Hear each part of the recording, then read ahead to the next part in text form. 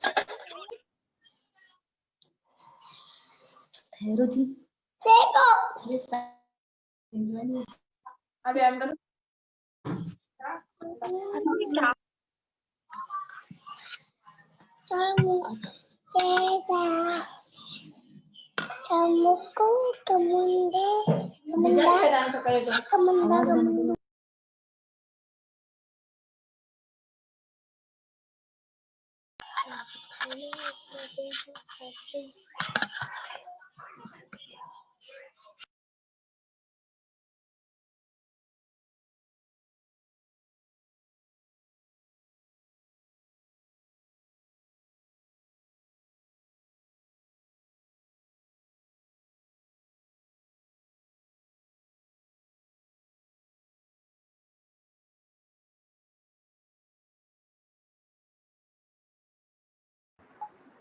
Hello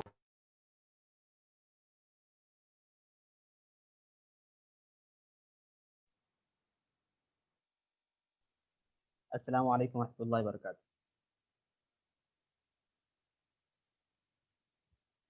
hello अस्सलाम वालेकुम। वालेकुम सलाम। जी खैरियत से आप लोग?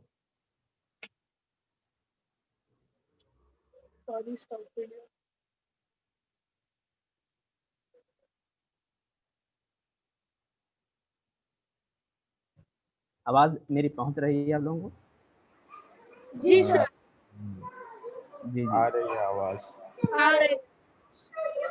जी, कैसे हैं आप लोग? वालेकुम सर। हेलो हाँ, शायद सबको आवाज़ पहुंच रही है। जी जी जी जी जी। हम लोग इससे पहले क्या पढ़े थे, आप लोग खुद बता सकते हैं?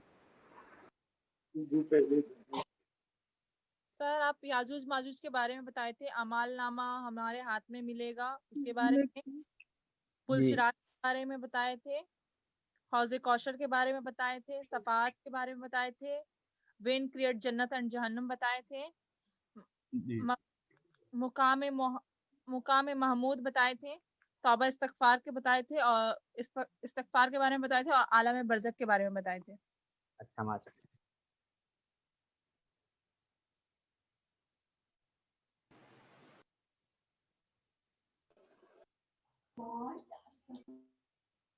ये स्क्रीन पर किताब नजर आ रही है? हेलो, किताब जी किताब नजर आ रही है ना? अहले अहले खिदमत शरिया किताब नजर आ रही है स्क्रीन पर? जी हाँ सर। जी जी। तो अभी किसी ने माशाल्लाह बहुत अच्छा मुख्तसर सा तारुफ पेश कर दिया कि हम अब तक क्या क्या पढ़े हैं। साहब आपकी आवाज सही नहीं आ रही। आवाज अब आ रही है? बहुत आस्ते आ रही है। आहिस्ता आ रही है आवाज? जी सर। बहुत ही अच्छी आ रही है जी जी जी। मैं तो कोशिश कर रहा हूँ सर। कि आवाज आपको अच्छा सर पहुंच जाए। आपकी आवाज अटक अटक के आ रही है। जी जी कयामत की साइंस बोलिएगा सर। जी, क़यामत के साइन बोलिए, कोई बोल सकते? क़यामत के अलामात, क़यामत के साइंस। रात को बाहर आना, इमाम मेहदी का आना, 300 बीमारियां आई हैं। और जी जिन से निकलना, याजूज माजूज का आना, दज्जाल आएगा। जी जी। तो बाद जी एक जानवर इजराइल अलैहिस्सलाम। वो इंसान से बात करेगा, और आफ्टर दैट एक आग निकलेगी यमन से, वो हश्र के मैदान तक निकल जाएगी। माशाल्लाह, अल्लाह ताला आपके जज्बे को और शौक़ को सलामत रखे। बहुत अच्छा आप लोग समाअत कर रहे हैं, सुन रहे हैं, और ख्वाहिश भी ये है कि आपका ये शौक़ ज़ौक़ बाक़ी रहे और हमेशा रहे। और आज हम जो है कुछ और नया पढ़ने जा रहे हैं, और आपको मालूम है कि अक़ीदे के हवाले से बहुत सारी चीज़ें हैं जो हमको बेसिकली जानना बहुत ज़रूरी है, बुनियादी तौर पर ان کی انفارمیشن حاصل کرنا، معلومات حاصل کرنا ہر ایک مسلمان کے لیے ضروری ہے۔ ہم اس سے پہلے شاید نہیں کر پائے، لیکن اب اچھا موقع مل گیا ہے کہ ہم کو پڑھنے کا موقع مل رہا ہے۔ المعہد الدینی العربی جو شالی بنڈے پر ہے، جس کے تحت ایک کالج چلتا ہے، کلیۃ الدراسات العربی والاسلامیہ، اس کے ذریعے سے جو ہے ہم یہ پڑھ پا رہے ہیں۔ تو بہرحال چلیے آج جو ہے کچھ نیا پڑھ لیتے ہیں، اور ساتھ ہی میں دیگر جو ہمارے پارٹیسپینٹ ہے ان سے خواہش کروں گا کہ بہت سارے افراد جو اپنا ویڈیو کھولے ہوئے ہیں اور مائک بھی کھولے ہوئے ہیں، تو مائک اور ویڈیو بند کر لیجئے تاکہ خلل نہ ہو، ڈسٹرب نہ ہو کسی کو۔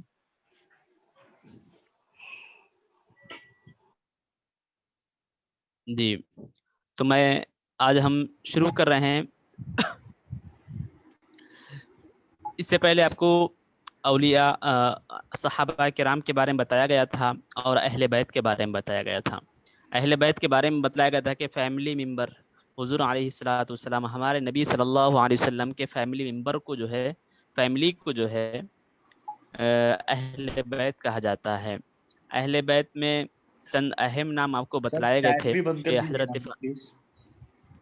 جی میں کوشش کروں گا۔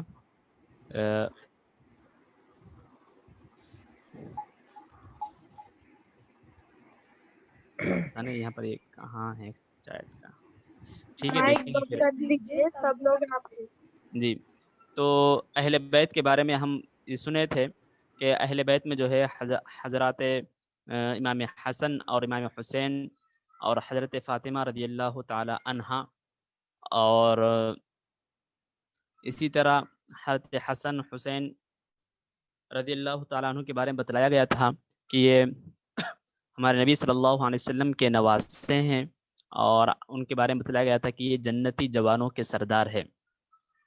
اور ساتھ اس سے پہلے آپ نے سنا تھا عشرہ مبشرہ کے بارے میں۔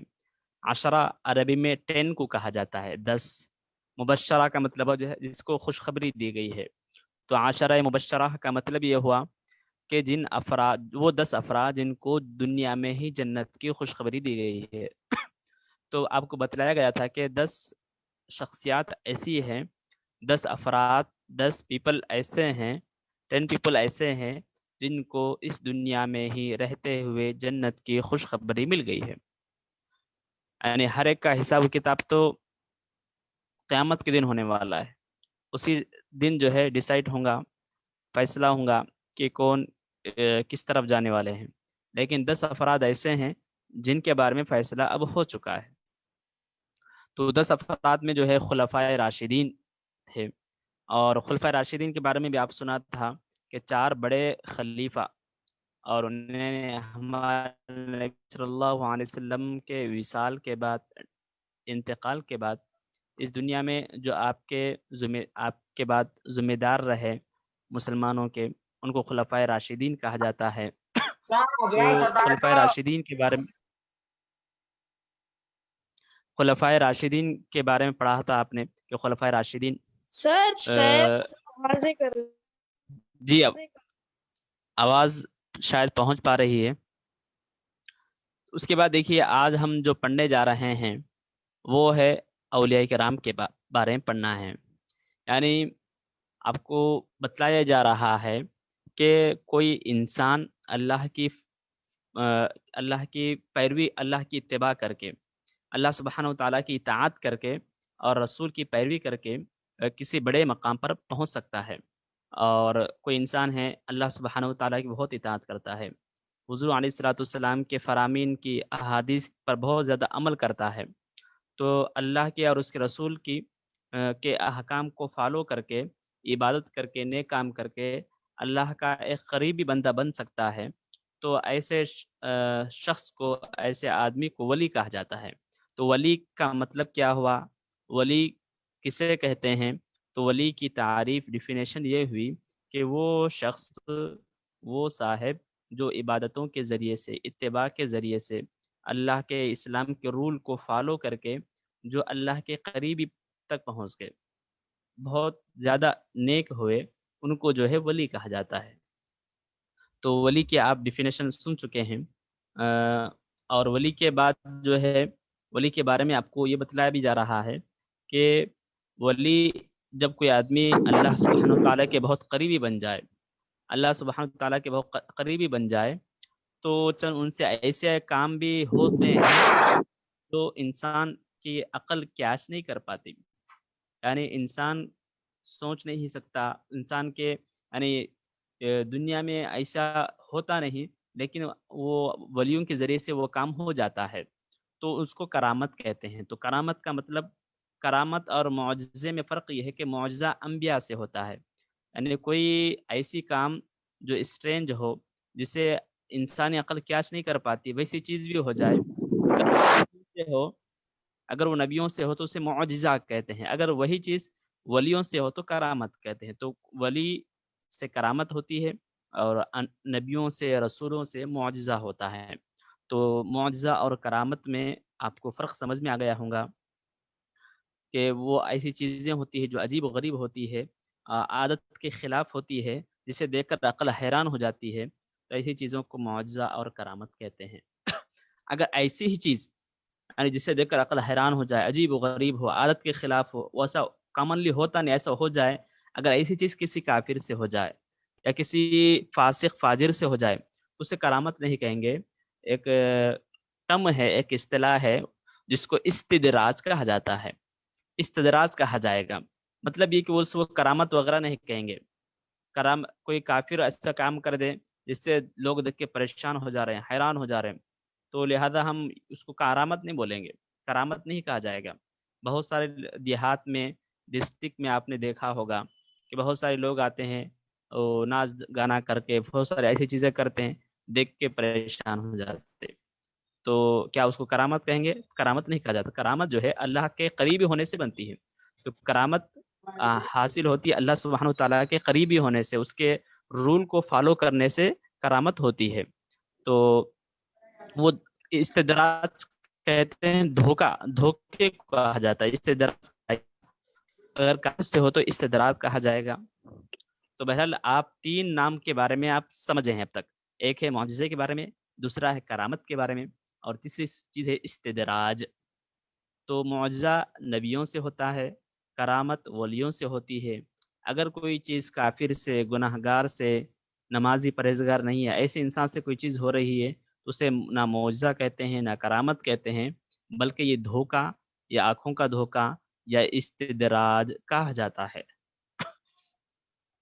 تو اس کے بعد دیکھیے، اب یہاں پر یہ چیز بھی ہے کہ کوئی ولی ہونے کے لیے کرامت ہونا ضروری نہیں ہے، یعنی ولی ہونے کے واسطے کیا چیز ضروری ہے؟ تو ولی ہونے کے لیے اسلام کو فالو کرنا ضروری ہے، اسلام کی پیروی کرنا ضروری ہے، قرآن پہ، حدیث پہ عمل کرنا ضروری ہے۔ کوئی کرامت ہونا یہ ضروری نہیں ہے، لہذا جو ہے کوئی شریعت پہ بہت عمل کرتے ہیں لیکن کوئی کرامت نہیں ہو رہی ہے تو انہیں ولی نہیں کہتے، ایسا نہیں کہا جائے گا۔ تو ولی ہونے کے واسطے کرامت ہونا ضروری نہیں ہے، ایک سیکنڈری چیز ہے کرامت۔ سب سے پہلی چیز ہے اسلام کو فالو کرنا، اگر اسلام کو فالو کرنا ہی سب سے بڑی کرامت ہے۔ اگر کوئی انسان اسلام کو فالو کر رہا ہے تو بڑا اچھا انسان ہے، اللہ کا قریبی ہے۔ تو بہرحال یہ آپ کو سمجھنا ضروری ہے کہ ہر ولی سے کرامتیں، ہمارے پاس عادت ہوتی ہے کہ وہ فلاں بزرگ تھے، انہوں اللہ والے تھے، تو پوچھتے فوراً ان کی کرامت کیا ہے، بیان کرو۔ یہ حضرت تھے، وہ فلاں بزرگ ہے، تو فوراً پوچھتے کہ بھائی ان کی کرامت کیا ہے۔ تو بہرحال آپ کو سمجھنا یہ ضروری ہے کہ ولی کے لیے کرامت کا ہونا ضروری نہیں ہے۔ ولی سے کرامت ہوتی ہے ضرور، لیکن یہ ضروری نہیں ہے کہ ولی ہے تو مطلب کرامت بتائے، کرامت دکھائے، یہ ضروری نہیں ہے، وہ سیکنڈری چیز ہے، وہ اللہ تعالیٰ کی مرضی ہے۔ یہ پاور وہ ظاہر کرنا چاہے تو ظاہر بھی کر سکتے ہیں، نہیں چاہے تو نہیں ظاہر بھی کر سکتے ہیں۔ اللہ تعالیٰ ان کو پاور دیا ضرور ہے، اب ان کی مرضی ہے، اللہ تعالیٰ کا منشا ہے، وہ چاہے تو ظاہر کرتے ہیں، نہیں کرتے ہیں۔ بہرحال یقیناً ولیوں کے پاس کرامت ہوتی ہے، لیکن ولی ہونے کے واسطے کرامت کا ظاہر کرنا یہ ضروری نہیں ہے، بلکہ سب سے بڑی کرامت یہ ہے کہ اسلام کو فالو کرنا، قرآن کو، حدیث کو فالو کرنا، یہ سب سے بڑی کرامت ہے۔ اگر کوئی انسان اسلام کو، قرآن کو، حدیث کو فالو نہیں کر رہا اور یہ بول رہا کہ میں کرامت دکھاتا ہوں، تو उसे करामत नहीं बोलते, धोखा बोलते, इस्तिदराज बोला जाता। तो ये बहुत सारी बातें अहम हैं जिसको बहुत सारे इस्लामिक कॉन्सेप्ट है, इसको समझना हमारे लिए ज़रूरी है। अब रहे औलिया के बारे में हमें क्या अक़ीदा रखना चाहिए, तो बताया जा रहा है कि वली से मोहब्बत रखना और उनके अच्छे कामों की पैरवी करना जो है एक अच्छी चीज़ है। पहली चीज़ है, जितने भी वली है, अल्लाह के नेक बंदे हैं, उससे मोहब्बत रखना चाहिए। उनको जो है मोहब्बत की निगाह से देखना, उनको जो है मोहब्बत की निगाहों से सोचना, देखना, उनका ख्याल करना, या अगर ना हो तो जब भी नाम ले रहे हैं तो इज़्ज़त से नाम लेना, एहतराम से नाम लेना चाहिए। वलियों के बारे में तो ऐसा करना चाहिए। और उनके अच्छे काम, बहुत सारे काम ऐसे होते हैं जिसको हम समझ सकते हैं, तो फॉलो करना चाहिए, तो फॉलो भी बहुत अच्छा काम है। अब उसके बाद एक अहम चीज़ ऐसी है कि औलिया अल्लाह, जो अल्लाह के वली होते हैं, उनको जो है वो लोग नमाज़ पढ़ते वक़्त या सोते वक़्त बहुत सारी ऐसी चीज़ें उनसे मालूम होती है, उनको मालूम हो जाती जो उसको हम समझ नहीं सकते। यानी बाज़ अल्लाह ताला के राज़ की बातें जो है अल्लाह ताला उनको बता देता। अल्लाह सुब्हानहू तआला अपने वलियों को बहुत सारी राज़ की बातें बता देता। वो लोग सोते रहते, जागते रहते, नमाज़ पढ़ते रहते, बहुत सारी बातें मालूम हो जाती हैं उनको, हकीकत मालूम हो जाती। तो उसको कश्फ़ या इल्हाम कहा जाता है। इस्लामिक टर्म है, कश्फ़ या इल्हाम कहते हैं। इल्हाम का मतलब ये होता है, कश्फ़ का मतलब ये होता है कि जो वो राज़ की बात जो वलियों को मालूम हो जाए। सर मेरा एक क्वेश्चन है। जी। सर आप मुआजिज़ा के बारे में बोलें तो मुआजिज़ा नबियों के पास था, रसूलों के पास था। और वैसे तो सर अगर ऐसा कि अगर वली भी अगर मुआजिज़ा करामात दिखाने लगेंगे तो जैसे जो फितना दज्जाल का जो फितना है तो वो भी तो मुआजिज़ा लेके आएगा, अपने आप को बोलेगा नबी है। अभी जो जैसे ब्लैक मैजिशियंस होते हैं वो लोग भी तो करके दिखाते, बोलते हैं हम लोग मौलवी हैं वगैरह वगैरह। भैर ब्लैक मैजिशियन हो या कोई भी हो, तो करामत, मुआजिज़ा, ये तमाम, पहली चीज़ तो मुआजिज़ा नबियों से होता है। दूसरी चीज़ है करामत जो वलियों से होती है। अगर कोई आदमी ऐसा करा रहा है तो सबसे फर्स्ट रूल क्या है, पहली शर्त ये है वो इस्लाम को फॉलो करते हुए मुकम्मल इस्लामिक रूल को, अहकाम को फॉलो करने वाला होना, ये शर्त है। तो करामत की वजह से पहली चीज़ ये शर्त है। तो अगर कोई आदमी जादूगर है, ऐसी चीज़ें दिखा रहा है, तो पहली शर्त ही नहीं पाई जा रही कि वो इस्लाम को फॉलो ही नहीं कर रहा है, अहकाम को फॉलो ही नहीं कर रहा है, उसे करामत नहीं कहा जाता है। तो लिहाजा वो आँखों का धोखा हो सकता है या कोई और चीज़ हो सकती है, ख़यानत हो सकती है, लेकिन उसे करामत नहीं कहा जाता। करामत जो है अल्लाह सुब्हानहू व तआला की पैरवी करके, उसके रूल को फॉलो करके करामत मिलती है। करामत कहते हैं बुज़ुर्गी को। अल्लाह सुब्हानहू व तआला के करीबी होने से वो इज़्ज़त मिलती है। तो बहरहाल उसे करामत नहीं कहा जा सकता है। तो जी, ठीक है। जी। सर आपने बोला किस बारे में बोल रहे थे अभी आप? सही से मैं भूल गई, मैं ठीक है, बाद में बाद में जी, जी। अब देखिए, बहुत सारी ऐसी बातें होती है जो औलिया अल्लाह को मालूम होती है, तो बहरहाल तो वो शरीयत के मुवाफ़िक़ हो, अकॉर्डिंग टू इस्लामिक लॉ हो, तो वो काबिल कबूल है, वरना जो है कोई उनका कोई यानी रूल या कोई अहकाम में जो है सोर्स का दर्जा नहीं रखती है। और उसके बाद ये बताया जा रहा है कि जो औलिया अल्लाह है और जो नबी है, उनके मेडिएशन के ज़रिए से, उनके वसीले से अगर कोई अल्लाह की बारगाह में दुआ करता है, तो ऐसा दुआ करना दुरुस्त भी है, जायज़ भी है।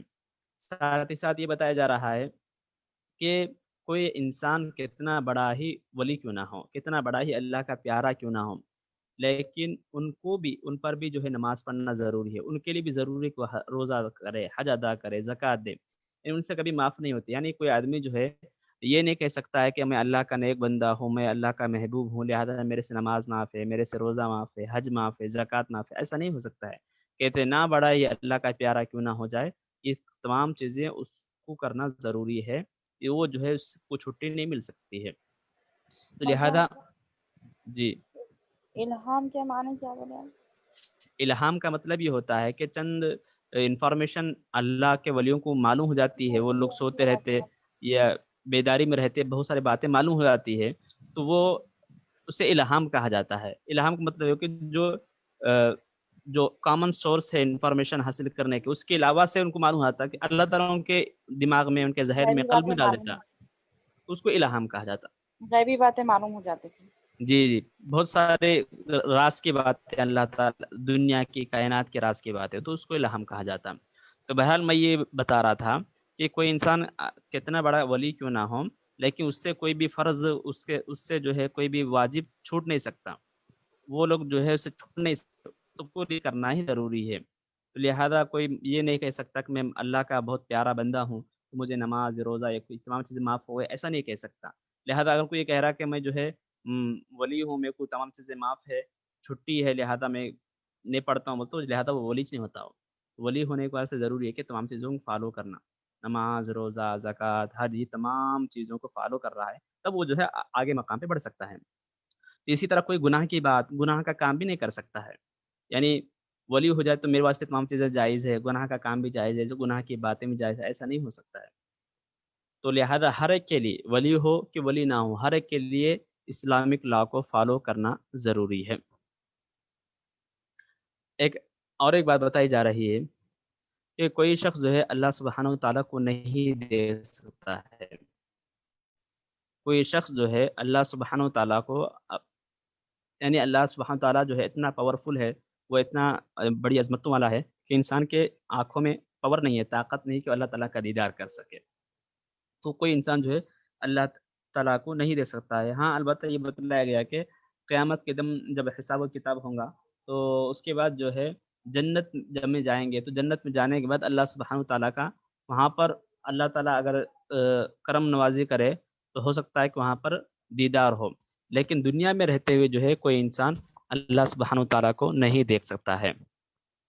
اور اس کے بعد بتایا جا رہا ہے کہ ہر انسان کو، چھوٹا ہو یا بڑا ہو، نیک ہو یا بد ہو، ہر ایک کو جو ہے خاتمہ، یعنی لائف جب اینڈ ہو رہی ہے، ختم ہو رہی ہے، اس دنیا سے جا رہے ہیں، اس موقع پر اچھا ایمان کی حالت میں جائے، یہ فکر کرنا چاہیے، کیونکہ اسی کے حساب سے جو ہے قیامت میں فیصلے ہوں گے۔ تو لہذا ہر ایک کو چاہیے کہ وہ یہ سوچے کہ میں جب اس دنیا سے جاؤں تو کلمہ پڑھتے ہوئے جاؤں، نیک اعمال کرتے ہوئے جاؤں، اور مسلمان اسلام کی حالت میں جاؤں، یہ فکر کرنا چاہیے۔ لہذا اور یہ بھی حدیث وغیرہ میں بتلایا گیا ہے کہ جو انسان دنیا میں زیادہ کام کرتا، زیادہ فکر کرتا، اسی کام میں، اسی فکر میں جو ہے اس دنیا سے رخصت ہو جاتا۔ اب لہذا کوئی بندہ ہے دنیا میں جو ہے نمازیں پڑھ رہا تھا، نیک کام کر رہا تھا، اس کو جو ہے اچھائیوں کی، نیکیوں کی، اسلام کو فالو کرنے کی یہی سوچ رہتی تھی، تو دنیا جاتے ہوئے بھی یہ سوچ اس کے اوپر سوار رہتی۔ اب اس کی وجہ کوئی آدمی تھا گناہوں میں ملوث تھا، دنیا زندگی بھر گناہوں میں رہ رہا، توبہ کچھ نہیں کر رہا، تو لہذا وہ اسی حالت میں چلے جاتا۔ بہرحال ہر ایک کو ایسا فکر کرنا چاہیے کہ ہم اس دنیا سے جا رہے ہیں تو اسلام کی، ایمان کی حالت پر جائے، توبہ کر کے جائے، تو خاتمہ بالخیر ہو جس سے بولتے ہم، ایسا ہونے کے لیے ہم کو سوچنا چاہیے کہ ہمارا خاتمہ، اینڈنگ جو ہے خیر پر ہو، اچھی چیز پر ہو۔ اور یہاں پر اور ایک چیز بتا رہے ہیں کہ اللہ سبحانہ و تعالیٰ نے جو ہے ہر انسان کے ساتھ، ہر آدمی کے ساتھ 2 فرشتے اپوائنٹ کر دیے، مقرر کر دیے ہیں، ان کو کرامن کاتبین کہتے ہیں۔ کرامن کاتبین کا کام یہ ہوتا ہے کہ جتنے بھی ہم ایکٹیویٹی دن بھر کر رہے ہیں، کام کر رہے ہیں، ان کو وہ لوگ جو ہے لکھتے رہتے۔ ان کا کام یہ ہے کہ اس کے صبح سے لے کر شام تک اتنے نیک کام ہوئے، اتنے برے کام ہوئے، تو 24 گھنٹے 24 آورز جتنے بھی ہمارے کام ہوتے جا رہے ہیں، تو ایک کا کام ہے نیکیاں لکھنا، ایک کا کام ہے گناہوں کو لکھنا۔ تو بہرحال دونوں مل کر پورا جو ہے ہمارا رجسٹر تیار کر رہے ہیں، اور قیامت کے دن وہ رجسٹر جو ہے پورا کھول کر بتلایا جائے گا۔ تو ان 2 فرشتوں کا نام ہے کرامن کاتبین، کرامن کاتبین۔ تو لہذا ہم اگر یہ سوچیں کہ ہم یہ تو کام کر دے رہے ہیں، لہذا گرفت مضبوط اور پکڑ نہیں ہوں گی، ہم جو ہے بچ جائیں گے، ایسا نہیں ہے۔ وہ تمام چیزیں جو ہے رجسٹر میں درج ہے، لکھا گیا ہے، اور جب ضرورت پڑے گی اللہ تعالیٰ قیامت کے دن اس کو کھول کر بتائے گا۔ تو صحابہ کے بعد نبیوں کے بارے میں آپ نے معلومات حاصل کی تھی، صحابہ کرام کے بارے میں معلومات حاصل کی، ان کے بعد جو ہے वलियों के बारे में भी आपने मालूमात हासिल की है। अब थोड़ा सा बयान जिन और शैतान का भी आता है। मतलब एक मिनट, जी, वली और औलिया में क्या फर्क है? वली जो है सिंगुलर है, उसका प्लूरल औलिया है, यानी वली वाहिद है, उसकी जमा औलिया है। अब जो है शैतान, जिन, इसके बारे में भी थोड़ा डिटेल्स में नहीं, शॉर्ट में ही समझिए। जी जी सर स्टार्टिंग के क्लासेस में म्यूट था और चैट भी नहीं पढ़ी जा रही थी, मेरे को क्लियर समझ में नहीं आया सर, नबी और रसूल में डिफरेंस है। मैं शॉर्टली बोल देता हूँ कि नबी और रसूल में डिफरेंस क्या है। तो नबी जो है, रसूल जो है मैसेंजर, और नबी प्रॉफिट। नबी और रसूल, नबी जो है प्रॉफिट और रसूल जो है मैसेंजर को कहा जाता है। नबी और रसूल में फ़र्क ये है, रसूल जो है विथ बुक एंड एक नया दीन और नए मजहब के साथ आते हैं, नया मजहब और नई किताब। रसूल जो है नया दीन और नई बुक लेकर आते हैं, यानी जो नया मजहब लेकर आए और नई बुक लेकर आए। तौरात है, ज़बूर है, इंजील है, जैसे आसमानी किताबें हैं, तो नई बुक। तो सर और अपना दीन मजहब अलग कैसा हुआ सर? जी, दीन, अब नया दीन नया मजहब बोल रहे ना सर, यहाँ पर कंफ्यूजन क्या हो रहा? थोड़े चेंजेस ही हुए ना सर, जैसे कि रोजे खूब थे कम हुए, नमाजें खूब थे कम हुए, नया मजहब कैसा हुआ सर? अब देखिए, जो फंडामेंटल्स बुनियादी अहकाम हैं, यानी अल्लाह ताला एक है, क़यामत, ये तमाम चीज़ें तो सब में रहेंगी, कॉमन रहेंगी। इस्लाम जो है आदम अलैहिस्सलाम से पूरा अब तक जो है पूरा इस्लाम ही है। तो फंडामेंटल जो रूल्स है, बुनियादी जो अहकाम है, सब में कॉमन है। चाहे मूसा अलैहिस्सलाम हो, ईसा अलैहिस्सलाम हो, शिरक, गुनाह, ये तमाम चीज़ें सब में कॉमन है। लेकिन जो है पूरे हर ज़माने के हिसाब से जो है थोड़ी बहुत तब्दीली आती रहती है। तो किसी नए अब मिसाल के तौर पर कोई एक नया एरिया है। क्या कॉमन है बोले सर? जी, कॉमन क्या है बोले सर?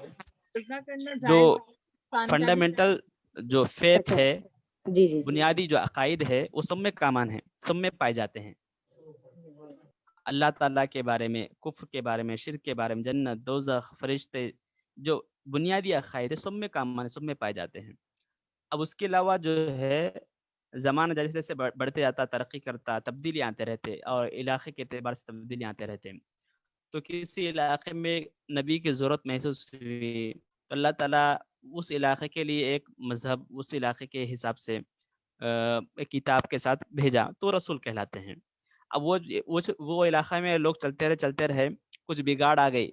अब ज़रूरत महसूस हुई कि जो तब्दीली आ गई, बिगाड़ आ गई, उस बिगाड़ की इस्लाह करना है। तो अल्लाह ताला किसी नबी को भेज देता कि पुरानी किताब रहने दे, पुराने रसूल के जो अहकाम वो रहने दे, जो बिगाड़ आ गया उस बिगाड़ को जाके दुरुस्त कर दो तुम। तो अल्लाह ताला किसी को ये जिम्मेदारी दे के जाता, जिम्मेदारी देकर भेजता। तो रसूल जो है नए किसी इलाके के लिए नई बुक के साथ तशरीफ लाते हैं, और नबी क्या होते हैं, जो पुराना चल रहा था उसमें जो खराबियां आ गई उस खराबियों को दूर करने की कोशिश करते हैं। तो नबी और रसूल में मुख्तसर सा ये फ़र्क है। जज़ाकल्लाह खैर सर, अब समझ में आ गया। अब देखिए, नबियों के बारे में, सहाबा के बारे में आपको मालूम हो गया, तो वलियों के बारे में भी आपको बतला दिया गया। अब यहाँ पर थोड़ा सा जो है जिन्नात और शैतान के बारे में बताया जा रहा। आप डरिए मत, खाली 2-3 लाइना ही हैं शैतानों के बारे में, जिन्नात के बारे में। अल्लाह सुब्हानहू व तआला जो है आग से कुछ मखलूक को पैदा फरमाया, जिसको हमारी निगाहें नहीं देख सकती, थोड़ा सा या हमारी जोर से आंखों से बोलिए। जी जी ठीक, मैं रिपीट कर दे रहा हूँ कि अल्लाह सुब्हानहू व तआला जो है आग से एक क्रिएशन को, एक मखलूक को पैदा फरमाया। वो जो है उसको हम नहीं देख सकते, उसको जो है जिन कहा जाता है। जिन के डिक्शनरी में जो है माने छुपने के चाहते हैं कि वो हमारी निगाहों से, आँखों से छुपा हुआ है। तो जिन को अल्लाह सुब्हानहू व तआला जो है आग से पैदा फरमाया, और जो है उसको इंसान की निगाहों से दूर रख दिया, यानी इंसान की निगाहें जो है उसको देख नहीं सकती। तो 2 चीज़ें हैं, एक तो इंसान की निगाहों से पोशीदा भी है, दूसरी चीज़ ये है कि उसको अल्लाह सुब्हानहू व तआला आग से पैदा फरमाया, इंसान को मिट्टी से पैदा फरमाया, तो जिन को जो है आग से पैदा किया गया। तीसरी चीज़ ये है, जिन्नात में भी जो है नेक भी होते, बुरे भी होते, गुनाहगार भी होते, काफिर भी होते, मुसलमान भी होते, तो उसमें भी जो है ये डिफरेंस है। बाज़ जिन्नात अच्छे भी रहते हैं, पाकीज़ा जिन भी होते हैं, बाज़ जिन जो है पाकीज़ा नहीं होते, काफिर होते, मुसलमान भी होते, तो इसमें भी जो है रहता है। और इसी तरह उनकी भी औलाद होती, उनकी भी नस्लें होती। आप सुने होंगे कि ये जिन जो है 1000 साल का है, 800 साल का है। तो लिहाजा जिन्नों में के जो काफिर है उनको जो है शैतान जाता, जिन्नात में जो बद है, जो बुरे हैं, जो काफिर है, उनको शैतान कहा जाता। तो जिन और शैतान का ये जो है थोड़ा सा जो आपस में ताल्लुक़ है, आपको समझ में आ गया होगा कि पहली चीज़ है अल्लाह सुब्हानहू तआला ने आग से पैदा फरमाया और इंसान की निगाहों से दूर रख दिया। फिर तीसरी चीज़ ये है कि उसमें भी जो है काफिर होते, मुसलमान होते, अच्छे होते, बुरे होते। अब जो काफिर है, बुरे हैं, उनको शैतान कहा जाता है। और ये होने के बाद और एक बात बता रहे हैं कि अल्लाह सुब्हानहू तआला जिन्नात को जो है, जिन्नात को हो या इंसान को हो, अब पैदा क्यों किए गए? तो अल्लाह सुब्हानहू तआला की इबादत के लिए पैदा किए गए, उसकी फरमाबरदारी के लिए पैदा किए गए। ये तमाम चीज़ें यहाँ पर जो है जिन्नात के बारे में ख़त्म हो गई, डोर क्लोज हो गया। अब यहाँ से नया टॉपिक शुरू हो रहा है, यहाँ से एक न्यू टॉपिक है। अब यहाँ पर क्या बता रहे हैं कि इस्लाम में जितनी चीज़ें ज़रूरी है, तमाम की तमाम बातें दीन की जो है कुरान में, हदीस में बता दी गई। यानी कुरान में और अहादीस में पूरी चीज़ें जितनी ज़रूरत है वो तमाम चीज़ें, रूल को, अहकाम को बयान कर दिया गया। अब जो है कोई एक न्यू बात जो है शामिल नहीं कर सकते हैं, ऐड नहीं कर सकते। अगर कोई कुरान और अहादीस के खिलाफ कोई नई बात शामिल कर रहे हैं तो उसको जो है इस्लामिक टर्म है, इस्तिलाह है, बिदअत कहते हैं उसको।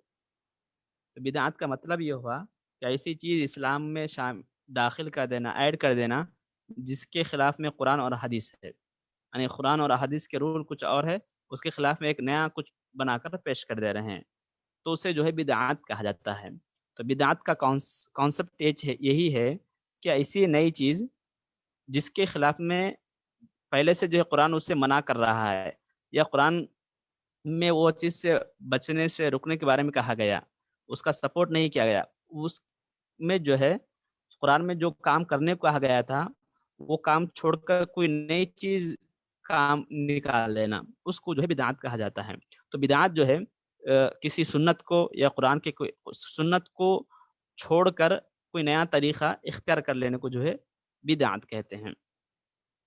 और जो है अब बिदअत के बारे में आप समझ गए हैं कि बिदअत का कॉन्सेप्ट क्या होता है, नज़रिया क्या है। तो बिदअत का मतलब यही होता है कि ऐसी चीज़ बयान करना जो कुरान उसका सपोर्ट नहीं कर रहा है, हदीस भी सपोर्ट नहीं कर रही है। लिहाजा अगर कोई चीज़ ऐसी है, कुरान भी उसका सपोर्ट कर रहा है, हदीस भी सपोर्ट कर रही है, नई चीज़ है लेकिन कुरान भी जो है उसकी ममानात नहीं है, रुकावट नहीं है, तो बिदअत नहीं कहलाएगी। बिदअत के वास्ते ज़रूरी ये है कि कुरान में उससे मना होना है, हदीस में मना है, ऐसी चीज़ से मना है, वो चीज़ हम ला रहे हैं तो तब बिदअत होंगी। कुरान में हदीस में मना नहीं है, कुरान हदीस में ही जो है उसी के मुआफ़िक़ है, उसी के में से निकली हुई बात है, तो वो बिदअत नहीं कहलाती है। आगे देखिए, कुरान व हदीस से मसाइल, यानी कुरान हदीस में तमाम मसाइल को बयान कर दिया गया, लेकिन जो है अब हर एक के पास इतना इल्म नहीं है कि कौन से पारे में, कौन सी आयत में क्या हुक्म है, थोड़ा पढ़ेंगे। अब नमाज पढ़ना है, नमाज जनाजा पढ़ना है, और नमाज जनाजा कैसा पढ़ना है, हर एक में जो है, हर के अंदर इतनी सलाहियत नहीं है, इल्म नहीं कि जनाजे के मसाइल कौन से पारे में है, नमाज के मसाइल कौन से पारे में है, ज़कात के मसाइल कौन सी हदीस में है, ये जो है निकाल कर पढ़ नहीं सकता है। तो जब सहाबा का ज़माना हो गया तो सहाबा के ज़माने में, उस ज़माने में जो बड़े बड़े आलिम हजरात थे उनको फ़िक्र हुई कि भाई हम सहाबा के ज़माने को देखें, अब ताबईन का ज़माना चल रहा है। तो लेकिन इसी दौर में जो है तो बहुत सारे मुसलमान हैं जो ना वाकिफ़ है, उनको जो पास टाइम भी नहीं है, इल्म भी नहीं है कि कुरान से हदीस से मसाइल कैसे निकालना। اور کون سا حکم پہلے تھا، بعد میں کون سا حکم الگ آ گیا، حکم چینج ہو گیا. یہ تمام تبدیلیاں جو ہے بہت ساری تبدیلیاں ہیں، لیکن جو ہے ہر ایک کے اندر اتنی کیپیسٹی نہیں ہے، صلاحیت نہیں ہے کہ وہ جو ہے ان مسائل کو نکالے. تو اب کیا حل کرنا چاہیے؟ تو وہ لوگ کیا کیے، علماء کی اور اسلامک اسکالرس کی بڑی ٹیم کو جمع کرے، بڑے بڑے جو اپنے وقت کے بڑے عالم تھے ان سب کو جمع کرے، ان کے سامنے یہ ایشو رکھے کہ ایسے اب جو ہے فیوچر میں بہت سارے لوگ ایسے بھی آ جائیں گے جو نہ قرآن پڑھ سکتے، حدیث بھی نہیں پڑھ سکتے، ان کو جو ہے اتنی نالج بھی نہیں کہ وہ احکام جو ہے اسلام کے رول کو جان سکے. تو ان کے واسطے شارٹ اینڈ سویٹ ایک مختصر سا جو ہے کچھ بیان کر دینا چاہیے، تاکہ ان کو جو ہے پورا اگر نہیں بھی پڑھ سکے اتنا بھی سن لیے تو کافی ہو جانا. تو وہ لوگ کیا کیے، ٹھیک ہے بلکہ بڑے بڑے اسلامک اسکالر، بڑے بڑے فقہا، محدث، علماء جو صحابہ کے زمانے کے ساتھ ہی بعد میں تشریف لائے ہیں، وہ لوگ مل کر جو ہے کیا کیے، قرآن و حدیث کو پورے سامنے رکھے، پورے احادیث کو اکٹھا کرے، پورے جتنے بھی قرآن کی آیتیں ہیں پوروں کو سامنے رکھ کر ایک ایک مسئلہ بیان کرتے گئے. تو لہذا وہ لوگ قرآن کو پڑھے کہ قرآن کو پڑھنے کے میں غور کرے کہ 6ویں پارے میں وضو کے بارے میں بتایا گیا کہ اذا قمتم الی الصلاۃ فاغسلوا، جب تم نماز کے لیے جاؤ تو چہرہ دو، ہاتھ دو، پیر دو، سر کا مسح کرو. یہ 4 چیزیں بیان کی گئی. تو عالم صاحب بیان کرے کہ وضو میں 4 چیزیں کمپلسری ہے. تو اب لہذا ایک عام آدمی ہے، اس کو جو ہے قرآن کی آیت ڈھونڈنا، تلاش کرنے کی ضرورت نہیں ہے. وہ مول صاحب وہ حضرت بیان فرما دیے کہ وضو میں 4 چیزیں ضروری ہے، تو لہذا وہ جو ہے 4 چیزیں کر لیتا. تو ایسا وہ لوگ نچوڑے پورا حدیثوں کو، قرآن کی آیتوں کو پوروں کو سامنے رکھ کے ایک نچوڑ بیان کر دیے، شارٹ اینڈ سویٹ بیان کر کے لوگوں کے سامنے رکھ دیے. ان کو بولے کہ بھائی تم اتنا بہت پڑھ لو، اتنا تمہارے واسطے کافی ہے. اب تم جو ہے ہمیشہ قرآن حدیث کہاں ڈھونڈ لیتے بیٹھتے ہو، اتنے بڑے بڑے حدیثاں ہیں، اتنی بڑی بڑی آیتیں ہیں، اور اس کے معنی الگ ہے، اس کی میننگ الگ الگ ہے، اس میں جو ہے کوئی ناسخ ہے، اس میں احکام میں چینجنگ بھی آتی رہی ہے. اتنا سب کرنے کے بجائے تم یہ پڑھ لو، تمہارے واسطے سہولت ہے. تو اس کو جو ہے فقہ کہتے ہیں. تو ایسے جو اسلامک اسکالر تھے ان کو جو ہے امام کہتے ہیں، تو امام کہا جاتا ہے ان کو. تو ایسے بڑے 4 اسلامک اسکالر جورسٹ گزرے ہیں جن کو امام کہا جاتا ہے، اور ان کی پلورل ہے ائمہ اربعہ. امام کی جمع ہے ائمہ، اربعہ کہتے ہیں 4 اسلامک جی کہ 4 بڑے امام ہیں. تو کون سے ہیں؟ نمبر 1 ہے امام اعظم ابو حنیفہ، اور جس کو حنفی لوگ فالو کرتے ہیں. انڈیا میں بہت سارے لوگ جو بھی ہے وہ حنفی اسکول آف تھاٹ کے ہی فالو کرنے والے ہیں، انہیں کو فالو کرتے ہیں. اور امام شافعی ہے. نمبر 3 جو ہے امام مالک ہے. نمبر 4 ہے امام احمد بن حنبل.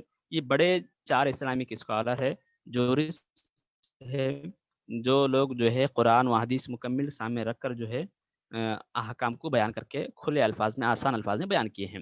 تو دنیا میں جتنے بھی لوگ ہیں 75 سمجھیے یا اس سے کچھ اور زیادہ یا کم، انہی 4 بڑے علماء کو فالو کرتے ہیں. تو یہ ان کو جو ہے مجتہدین بھی کہا جاتا ہے، امام بھی کہتے ہیں، مجتہدین بھی کہتے ہیں.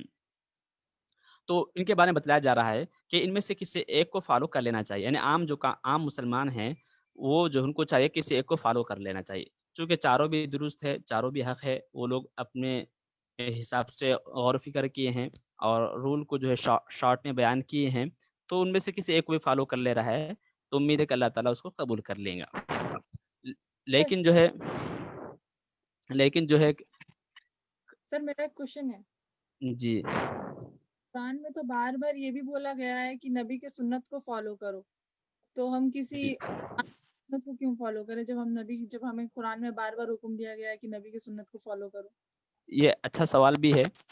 میں وضاحت کر دیتا ہوں کہ جو یہ 4 ائمہ ہیں وہ اپنے مزاج کا یا اپنے گھر کا بیان نہیں کیے ہیں.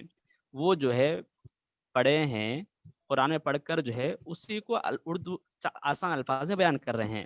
مثال کے طور پر سمجھیے، ہم جو ہے ہمارے محلے میں امام صاحب ہوتے، محلے میں خطیب صاحب ہوتے، تو ہر ایک میں جو ہے اتنی صلاحیت نہیں ہوتی کہ جا کے جو ہے نماز خود پڑھے یا خود پڑھائے. ہم امام صاحب جو بولتے ہیں فالو کر لیتے ہیں کیونکہ ہم کو ان پہ بھروسہ ہے. تو ایسے ہی جو ہے اس زمانے میں جو صحابہ کے زمانے کے قریب تھے وہ حضرات کیا کیے، قرآن میں پڑھ کے شارٹ میں بیان کیے ہیں. تو وہ لوگ اپنے گھر کا یا اپنے دماغ کا لا کے بیان نہیں کر رہے ہیں، بلکہ وہ لوگ جو ہے قرآن و حدیث میں جو ہے اسی کو جو ہے بیان کر رہے ہیں. تو یہ کہنا کہ کوئی بھی امام کی کیوں فالو کرے، امام اپنی بات کو فالو کرنے کے لیے نہیں کہہ رہے ہیں. امام صاحب جو حدیث میں آیا وہ بتا کے بول رہے ہیں کہ بھئی حدیث میں آیا یہ فالو کرو. تو چونکہ ہر ایک کے اندر اتنی صلاحیت نہیں ہوتی کہ پورے احادیث کو پڑھے، پورے قرآن کی آیتوں کو پڑھے، اس واسطے وہ لوگ پورا غور فکر کر کے بڑی ٹیم، ہزاروں لاکھوں علماء کی ٹیم کے ساتھ مل کر کام کیا گیا ہے، اور صحابہ کے زمانے کے ساتھ قریب تھا. تو اس واسطے بول رہے ہیں کہ تم جو ہے اتنے صدیوں بعد اس دنیا میں آئے ہیں، ہو سکتا ہے کہ تم کو کچھ بھٹک جائے. تو انہوں جو بیان کی ہے اور صدیوں سے لوگ ان کو فالو کرتے آ رہے ہیں. بڑے بڑے جتنے بھی دنیا میں اولیاء ہے، بڑے اسلامک اسکالر سب ان کو فالو کر رہے ہیں.